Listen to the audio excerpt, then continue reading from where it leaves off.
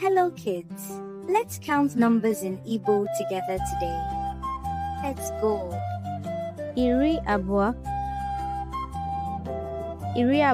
na otu. Iri atọ na otu. Iri anọ na otu. Iri ise na otu. Iri isii na otu. Iri asaa na otu. Iri asatọ na otu. Iri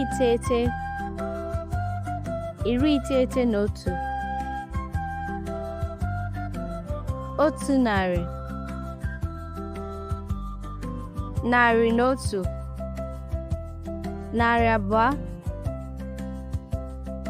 Narị ise. Otu puku.